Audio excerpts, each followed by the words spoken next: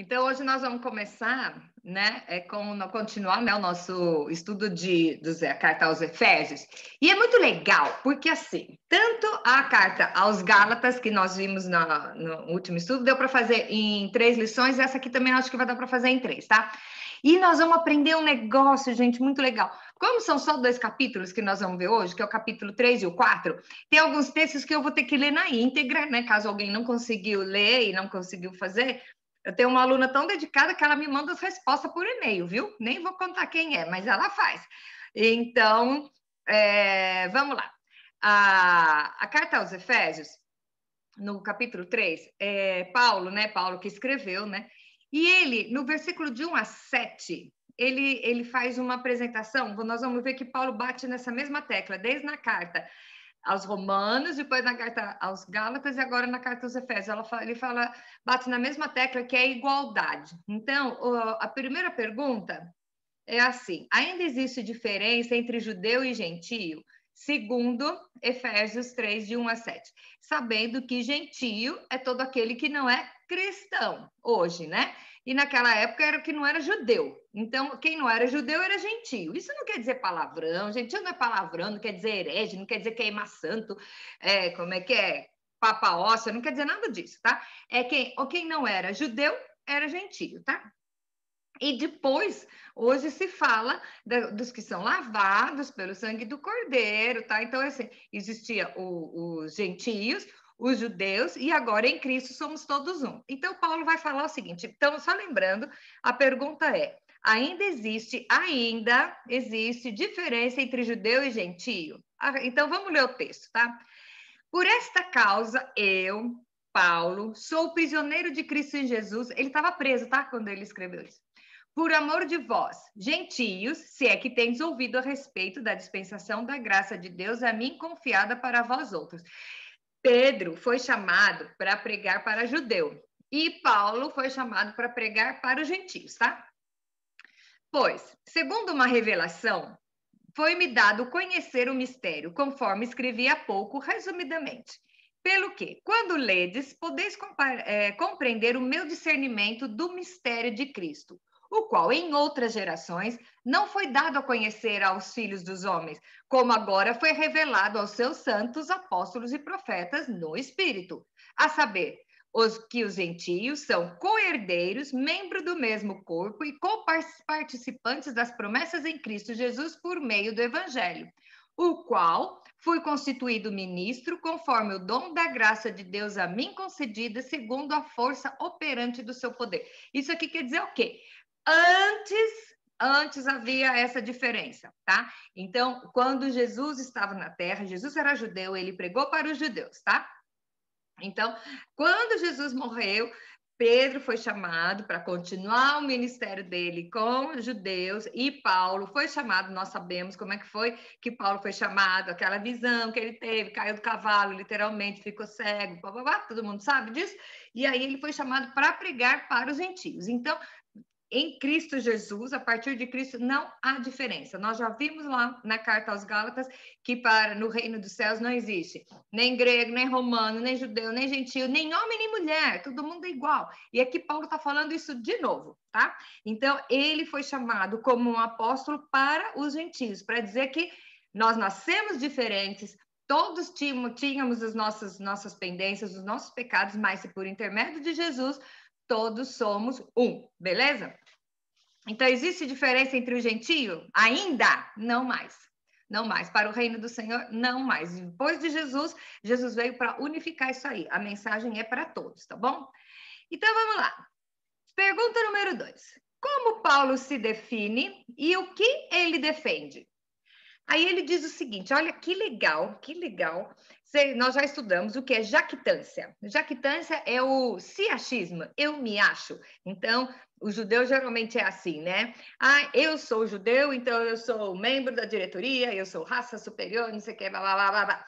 E Paulo fala, né? Você vai ver em outras cartas que ele define, inclusive, o seu histórico, que ele foi criado aos pés de Gamaliel, que ele sabia de tudo, blá, blá, blá, blá, blá, e, no entanto, mesmo assim, ele foi chamado para o evangelho. E ele diz o seguinte, gente, o próprio Jesus apareceu para ele, depois de morto, tá beleza? E então era para ele subir no tijolinho e fazer discurso, né? Mas ele fala o seguinte, a mim, o menor de todos os santos. Aqui o santo, gente, não é o santo que a gente vê, que a gente conhece, né? Aquelas roupinhas assim que tem dentro dos templos, não. Santo aqui é a palavra separado, tá? Então são aos cristãos aqui, né? A mim, o menor de todos, me foi dada esta graça de pregar aos gentios o evangelho das insondáveis riquezas de Cristo e manifestar qual seja a dispensação do mistério desde os séculos, oculto em Deus e que criou todas as coisas, para que pela igreja a multiforme sabedoria de Deus se torne conhecida. Então, qual é a função da igreja? Então, ele fala que ele é o menor de todos os santos, e ele recebeu o privilégio de pregar para os gentios, para que a multiforme sabedoria de Deus seja conhecida a todos os homens através das igrejas, tá? Segundo o eterno propósito que estabeleceu em Cristo Jesus, o nosso Senhor, pelo qual temos ousadia e acesso com confiança mediante a fé nele. Portanto, vos peço que não desfaleçais nas minhas tribulações por vós, pois nisso está a vossa glória. Então, o que acontece? Aqui ele está pedindo, até ele fala mais depois, para que os efésios não sintam-se tristes, nem desanimados por ver ele estar sendo perseguido. Então, o negócio é mais ou menos assim. Alguém veio e pregou o evangelho para você, e você acha que que a pessoa é ótima, é maravilhosa, é uau! E aí, de repente, esse cara é perseguido, esse cara sofre muito, e você começa a questionar, será que Deus é justo? Por que ele está sofrendo, já que ele é tão bom? Será? Por que acontece isso para ele? Então, ele está dizendo assim, não se entristeçais das minhas, quando vem a minha tribulação, tá? E se eu passo essa tribulação por pregar o evangelho para vocês, então vamos nos alegrar juntos. Então ele se coloca, como Paulo se define? Ele se define como o menor de todos, tá? Ele sempre teve essa humildade, o menor de todos. E ele fala que o grande barato, o grande privilégio da vida dele foi ser chamado para pregar essa graça para os gentios, tá? Então ele ainda pede para os efésios não se entristecerem quando veem que ele está sendo, quando ele está sofrendo, tá bom? Então, ele é o menor e mais humilde e ele pede para que eles continuem firmes em todas as tribulações. Vamos lá. Pergunta 3. Qual é o teor da oração de Paulo pelos Efésios? Então, tá lá, versículo. Ele diz o seguinte, gente. Imagine Paulo orando para uma igreja, bonitas de corpo e alma, bonitas que crescem. Paulo está orando por nós. Olha o teor da oração de Paulo. Por esta causa, me ponho de joelhos diante do Pai, de quem toma o nome toda a família, tanto no céu como sobre a terra, para que, segundo a riqueza da sua glória, vos conceda que sejais fortalecidos com poder, mediante o seu Espírito no homem interior, e assim habite Cristo no vosso coração pela fé, estando vós arraigados e alicerçados em amor, a fim de poderdes compreender com todos os santos. Olha que barato isso.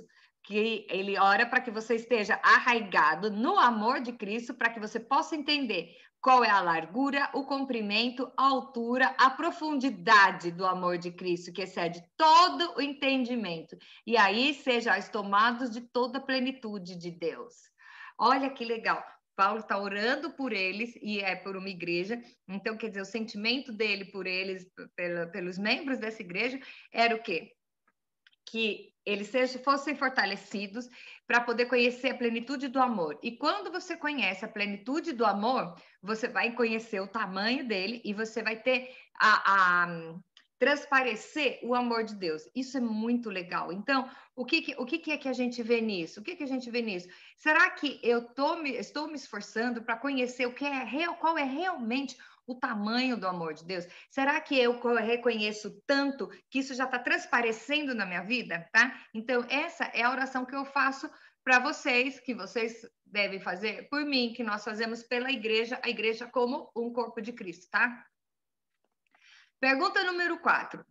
Explique o verso 20 e 21 do capítulo 3 e memorize-o, gente. Esse nós vamos ter que parar, tá? Vou até me arrumar aqui. Esse nós vamos ter que parar, porque ele é... Então, vamos lá. Ora, vírgula. Aquele... Então, vamos à aulinha de português. Aquele tem um A com uma crase. Então, você sabe que quando tem um A e uma crase, quer dizer para aquele, certo? Aquele que é poderoso para fazer infinitamente mais de tudo que quanto pedimos ou pensamos, conforme o poder que opera em nós. A ele seja a glória na igreja e em Cristo Jesus por todas as gerações, para todos sempre. Amém. Então, vamos lá. A glória, tá? Seja dada àquele que é poderoso. Agora, vamos explicar isso aqui. Aquele que é poderoso para fazer infinitamente, que é uma coisa que não tem fim. Tudo aquilo quanto pedimos ou pensamos. O que é que você anda pedindo? O que é que você anda pensando e você acha que não pode acontecer? Então, aqui ele fala, vamos dar glória a Deus para... dar glória a Deus para nesse sentido. E aí, o que acontece? Conforme o poder que habita em nós. Gente, isso é que é o grande barato. O poder já está em nós. Então, tudo aquilo que você pede para Deus operar, tudo aquilo que você pede ou pensa para Deus fazer, o poder já está em você. Está entendendo a história? Aquele que é poderoso, Deus é poderoso para fazer infinitamente mais, tudo quanto pedimos ou pensamos, conforme o poder que habita em nós, que opera em nós. O poder de Deus opera em nós para realizar tudo aquilo que pedimos ou pensamos. O que é isso que você está falando? É Deus que vai fazer? Deus vai fazer através do poder que Ele já deu para você. Então, você tem poder para fazer, porque nós temos o DNA de Cristo.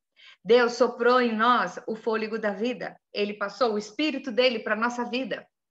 E aí, o que você faz com isso? O que você faz com essa informação? Você fica choramingando, pedindo, ai, Deus, faça, senta e cruza o braço, e Deus não fez. O poder para realizar já está em você.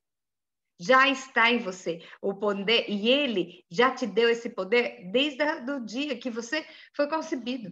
Tá? Então, o que acontece? Eu quero que vocês decorem esse versículo, e esse versículo é para a gente esmiuçar, e cada dia você vai pensar um negócio. Aquele que é poderoso para fazer infinitamente mais de tudo quanto pedimos ou pensamos, conforme o seu poder que opera em nós. O poder para realizar as coisas já está em você. Foi dado pelo Senhor para realizar tudo aquilo que você pede ou pensa. Ok? Existem coisas que você quer, pensa e não tem coragem de pedir. E o poder para realizar já habita em você. E você não sabe. Muitas coisas você não tem porque você não tem ousadia ou não conhece o poder que você tem. Porque nós não conhecemos as promessas de Deus para a nossa vida. A gente até conhece alguma coisa aqui, mas na hora do pega para capar, a gente não põe em prática porque a gente não sabe, tá? Muito importante. Gente, temos que decorar esse versículo para usar no momento oportuno. Efésios 3:20. O poder já habita em mim. Tá? Pergunta assim. Paulo faz um apelo para o comportamento deles. Qual é? Tá? Rogo-vos, pois, eu, prisioneiro no Senhor, que andeis de modo digno da vocação que foste chamados. Tá? Aí vem uma pergunta aqui para nós. Você sabe que eu gosto de pegar a Bíblia e fazer um contexto de acordo com a nossa vida, tá? Então, vamos lá. Você anda digno de ser chamado de cristão? A sua vida é digna de acordo da vocação que você foi chamado? Você foi chamado, tá? Eu não estou falando de padre, freire, pastor, não. Você foi chamado para ser igreja, para ser corpo. O seu comportamento é digno? Você anda de modo digno de ser chamado cristão? Vamos lá. Não. Com toda humildade e mansidão. Você tem humildade? Gente, humildade não é pobreza, não. Tem muito pobre soberbo e muito rico humilde, tá? O que é mansidão? Mansidão é uma pessoa tranquila, que é difícil de se irar, tá? Longanimidade, ânimo longo, ânimo que demora para perder o ânimo. suportando-vos uns aos outros em amor. Esse versículo é muito legal, porque imagina uma cadeira que aguenta o peso de uma pessoa. Então, suportar é você ser uma cadeira e suportar que alguém bem pesado sente em você em amor, não reclamando, suportando-vos uns aos outros em amor, esforçando-vos diligentemente. Sabe o que é diligentemente? Dia e noite, direto, sem trégua. Por preservar a unidade do espírito no vínculo da paz. Você anda fazendo clubinho, panelinha? Ou você se vê como um corpo e que essa unidade tem que ser preservada, tá? Como também fossem chamados numa só esperança da vossa vocação. Há um só Senhor, uma só fé e um só batismo. Tá? De novo, Paulo está falando, somos todos um, ninguém é superior. Então, qual é o apelo que Paulo faz, gente, para o comportamento? Então, eu faço essa pergunta para mim hoje. Será que o modo com que eu ando, eu sou digna de ser chamada cristã? Cristã é o quê? É aquele que segue os princípios de Cristo. Eu sou digna. As pessoas me veem na rua, vocês sabem que eu sou cabeleireira, senão as pessoas vêm aqui no meu salão e saem daqui dizendo assim, nossa, essa realmente é diferente? Será que o meu comportamento é assim? Será que no meu comportamento eu consigo transmitir o amor de Cristo, refletir na minha vida? Né? Ou será que eu tenho um discursinho aqui nas nossas reuniões, 2 vezes na semana, e no resto do tempo eu sou uma cavala? Meto o pé em todo mundo, chuto o balde, né? O capítulo 4, de 7 a 14, a pergunta 6 diz o seguinte: o que Paulo diz sobre os diferentes serviços do corpo, tá? Então, o que nós vamos entender aqui? Todo corpo tem os seus órgãos e as suas funções, e nem por isso são menores ou piores. Então, vamos lá.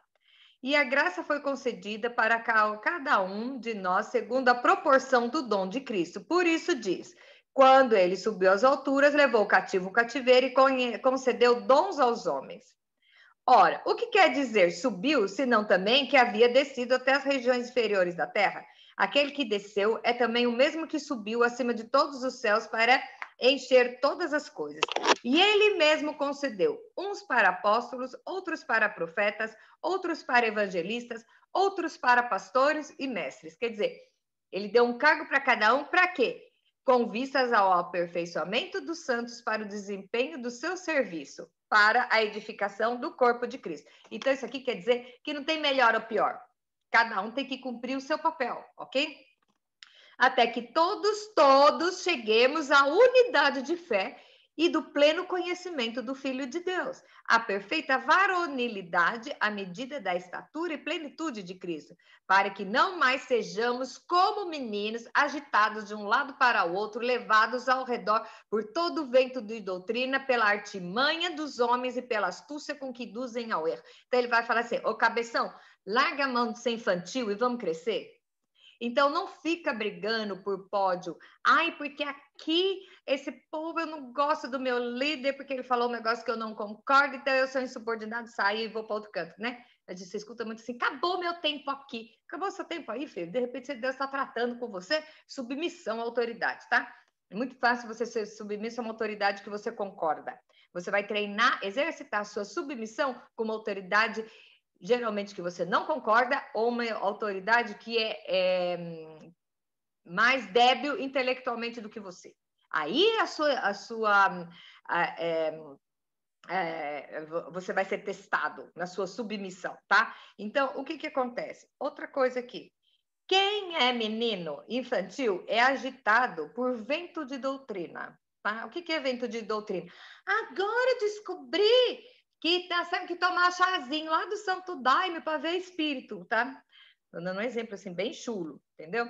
Mas agora o fulano teve uma revelação que tem que fazer isso e isso para chegar ao céu. Gente, não tem nada melhor do que a Bíblia, tá tudo lá. Não seja infantil para ir atrás de todo o vento de doutrina, que é a artimanha dos homens para induzir ao erro. Tá? Muitas vezes essas artimanhas, esses ventos de doutrina vêm de dentro das igrejas mesmo, dos nossos ciclos, que é para desviar, sabe, distrair, tá? E a gente vai distrair e perder o alvo, tá bom? E nada de ficar brigando por causa de cargo, brigando por causa de pódio também, isso também é coisa de criança, é o que Paulo está falando aqui. 7. Para que o corpo funcione, quem é o cabeça e quem somos nós? Efésios 4, 15 e 16. O texto diz o seguinte: mas seguindo a verdade em amor, cresçamos em tudo naquele que é a cabeça. Quem é a cabeça? É Cristo. Então, a verdade e amor, você tem que levar em consideração que a cabeça é Cristo, de quem todo o corpo bem ajustado e consolidado pelo auxílio de toda a junta, segundo a justa cooperação de cada parte, efetua o seu próprio aumento para a edificação de si mesmo em amor. O corpo só vai funcionar quando você souber quem é o cabeça. Então, eu vou falar uma coisa aqui. Você já viu um corpo andando sem perna? Tem, né? Você já viu gente sem dedo andando? Não, já vi gente sem olho, gente sem boca, gente sem orelha. Gente sem fígado. Gente, já vi gente que o rim não funciona, fazendo diálise, e tá vivo. Eu já vi gente vivendo com um quarto de um pulmão, também vi.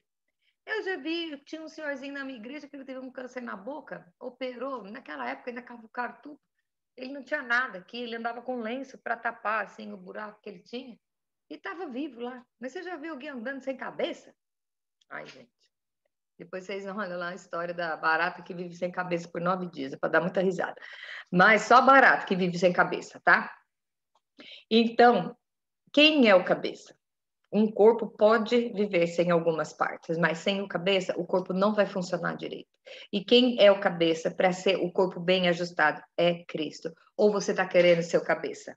Ou você está querendo ser a cabeça do corpo que você anda, você está querendo ser um corpo sem cabeça e você acha que você vai para algum lugar se você for um corpo sem cabeça, tá? Então, um corpo onde a cabeça é Cristo é um corpo que vai ser bem ajustado, tá? Aqui Paulo fala bem ajustado e consolidado, tá? Pergunta 8. Se gentio é aquele que não encontrou a Cristo, quais são as características? Aqui vamos ver. Se eu, por acaso, falar alguma característica que você tem, então você fala assim, então ainda não tenho Cristo habitando em mim, em sua totalidade, eu tenho uma coisa para te contar, nem eu, tá? Aí por isso que nós estamos caminhando. Então vamos lá. Isso, portanto, digo, e no Senhor testifico, que não mais andeis também como andam os gentios. Agora vamos lá. Na vaidade de seus próprios pensamentos. Não, eu penso assim, eu acho isso, então eu tô certo. Eu me acho. Tanto a minha opinião, eu nasci assim, eu cresci assim, você sempre assim, né? Eu sou dona da verdade. Minha mãe tinha uma tia que ela dizia assim: eu sempre tenho razão. Quem discordar de mim adentra pela porta do ridículo. Olha que coisa humilde. Só que ninguém discordava dela para não entrar dentro da porta do ridículo. E a ridícula era ela, tá? Então, o que acontece? Característica de um gentio? Anda na vaidade dos próprios pensamentos. A. B. Obscuros de entendimento.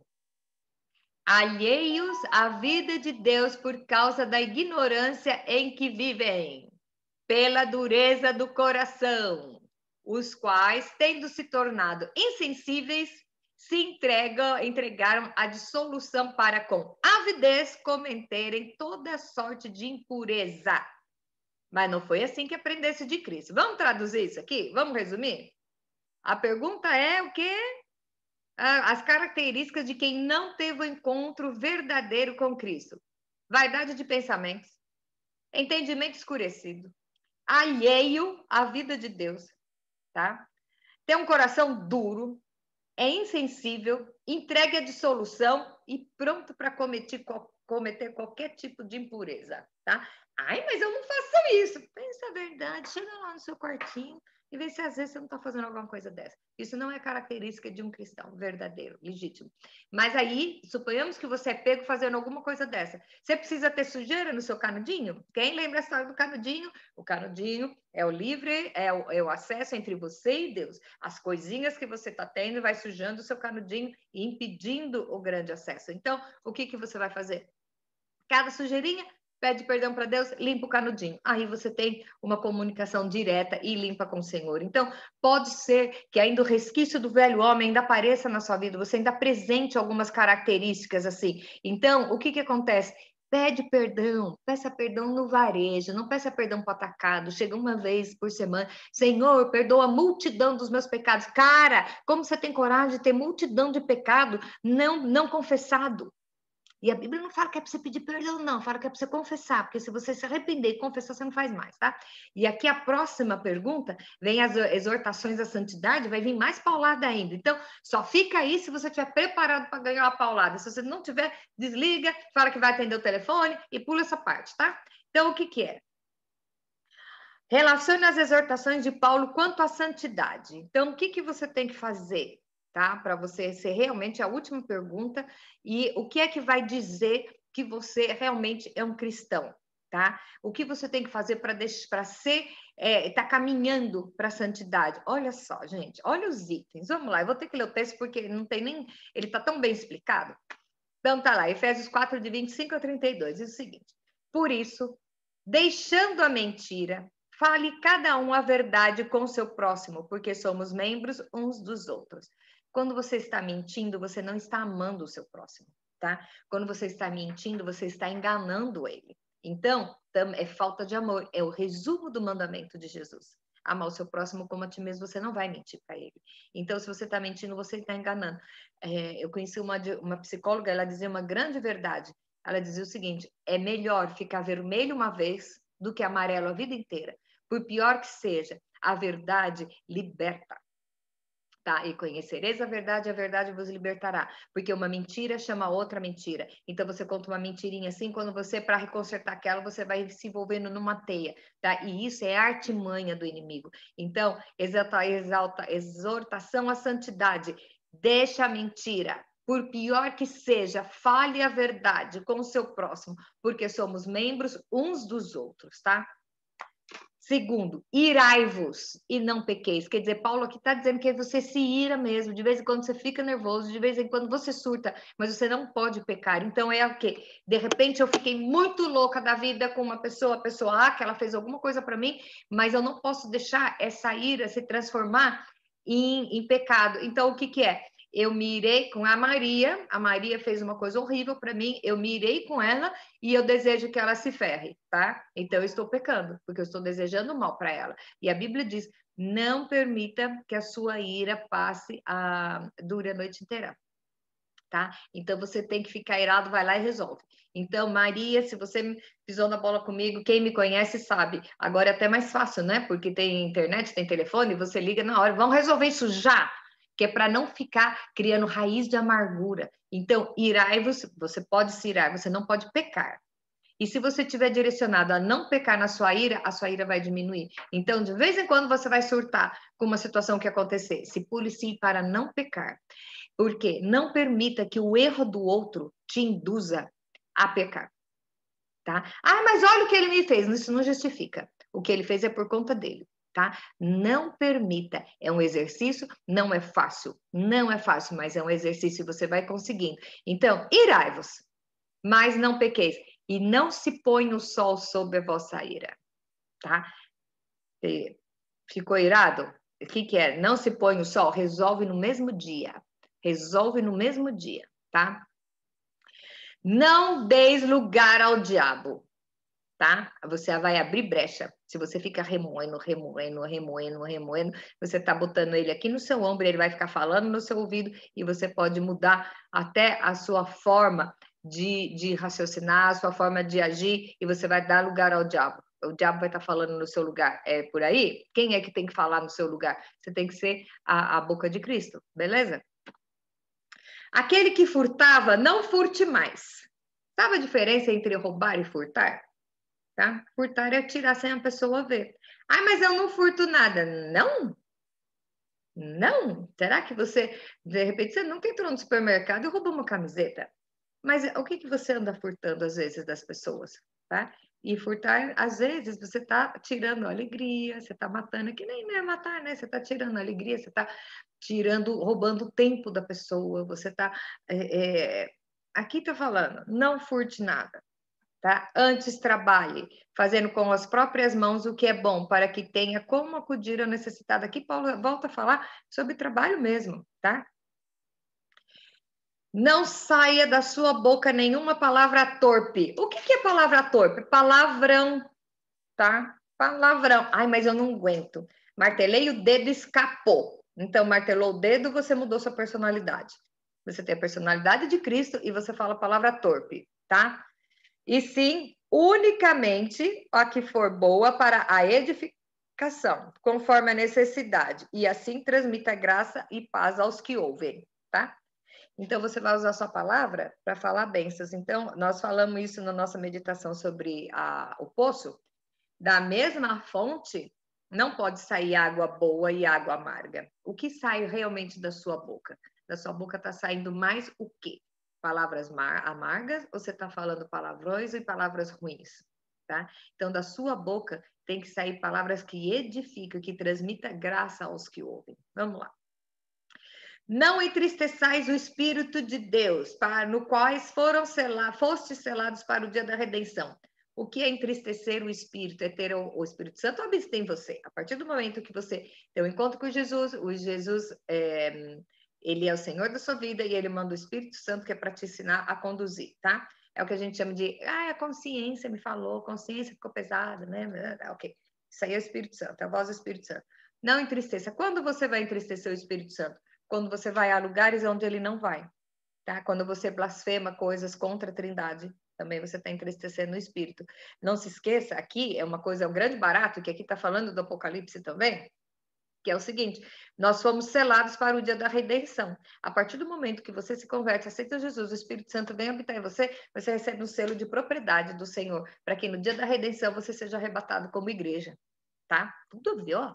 Dizem que a Bíblia é um monte de livro que juntaram, tem tudo a ver, uma coisa ligada com a outra, tá? Longe de vós toda amargura. Ó dia, ó mês, ó ano, eu sofro tanto. Longe de vós a amargura, a cólera, a ira, a gritaria e blasfêmias, assim como toda malícia. Gente, alguma coisa a gente se encaixa aqui. Eu duvido que só eu me encaixo aqui. Mas sejam honestas, a gente se encaixa aqui também, tá? Então, Paulo está dando orientação para a gente ser santo. E aí vem, assim sede uns para com os outros, benignos, compassivos, perdoando-vos uns aos outros, como também Deus em Cristo vos perdoou. Agora eu vou ler depois tudo numa batida, só que é para martelar a minha cabeça, a sua cabeça. Vamos lá. Exortações de Paulo à santidade. Deixando a mentira, fale cada um a verdade com o seu próximo, porque somos membros uns dos outros. Irai-vos e não pequeis, não se põe o sol sobre vossa ira, e não deis lugar ao diabo. Aquele que furtava, não furte mais, antes trabalhe, fazendo com as próprias mãos o que é bom, para que tenha com o que acudir o necessitado. Não saia da sua boca nenhuma palavra torpe, e sim unicamente a que for boa para edificação, conforme a necessidade. Assim transmita graça aos que ouvem.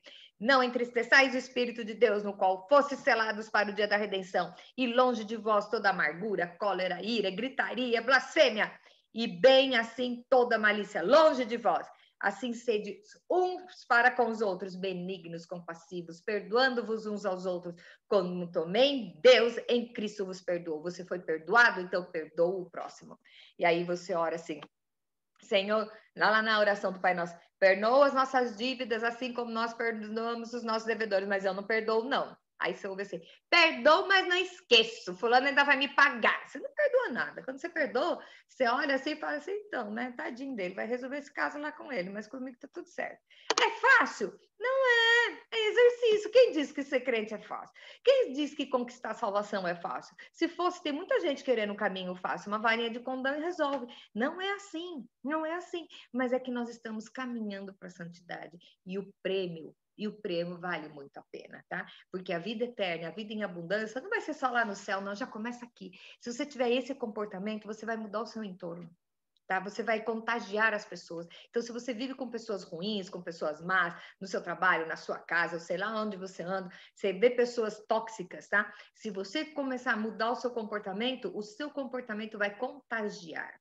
vai contagiar os outros. Então, o que vai acontecer? Você vai transformar o ambiente que você vive, além de ter uma vida muito melhor, né? Então, eu acho que vale muito a pena. Então, vamos para pegar o que nós temos que lembrar do nosso estudo hoje. Primeiro é o versículo que nós temos que decorar, não sei se vocês lembram. Vamos lá. Aquele que é poderoso para fazer infinitamente mais tudo o que pedimos ou pensamos, conforme o seu poder que habita em nós. E depois as instruções para a santidade. Tá? Eu acho que essa que tem que ser a nossa lição para essa semana. E eu acho que se você é uma pessoa corajosa, que você tem coragem de querer mudar a si mesmo, o corajoso não é o que muda o outro. O que muda o outro é um briguento. O corajoso é o que muda a si mesmo. Eu preciso melhorar. Eu vou matar o meu eu. Nós estudamos no domingo aquela história de que até teve a música lá que eu botei a música do Diante do Trono, né? Que fazer um altar, né? O altar, o sacrifício sou eu, então você está disposto a sacrificar o seu eu, o seu ego em adoração ao Senhor. Então, cada vez e Deus recompensa, porque aquele que chama é o mesmo que capacita. Então, se você está querendo evoluir, você está querendo crescer, começa a seguir. Não precisa querer tirar tudo de uma vez, você não vai conseguir, tá? E sozinho também você não vai, tá? Então, o que acontece? Pede a ajuda do Espírito Santo e vai tentando uma de cada vez. Sabe como é que é pagar dívida? Eu fiz um curso de administração, é muito legal, porque o cara estava explicando assim, como que você faz administração financeira? Você relaciona no papel todas as suas dívidas e vai pagando as menores. Tá? Porque é mais fácil você pagar as menores e vai deixando as maiores. Então, gradativamente, você vai pegando gente, aprendendo o caminho. E assim é o passo da santificação. Começa a tirar as coisas mais fáceis de abandonar. E assim vai aumentando a intensidade, mas também vai aumentando a sua capacidade para isso. Então, vamos fazer um propósito de caminhar para a santidade. Então, aqueles que o Paulo fala antes, né? Tudo que você fazia essas coisas antes, não quando era gentil, não faça mais. E vamos tentar caminhar para santidade, porque a capacidade para conseguir já está em nós, tá bom? E é com isso que eu fecho, com um desafio para você, vamos caminhar para a santidade, tá? Então, como diz a Fernanda Brum, eu sou um santo lutando contra o pecado, eu sou santa, tá? Mas ainda tem umas coisas para fazer. Então, eu gosto de uma placa, que eu sempre falo que eu vou botar uma placa assim, paciência comigo, estou em obras. E usando uma frase do Fernandinho, eu vou terminar com isso. Aquele que começou a boa obra em minha vida não terminou ainda, mas tô lá, está tendo um trabalho do caramba, mas eu vou chegar lá, porque maior é o que está em nós do que o que está no mundo. Amém? Beijo para vocês.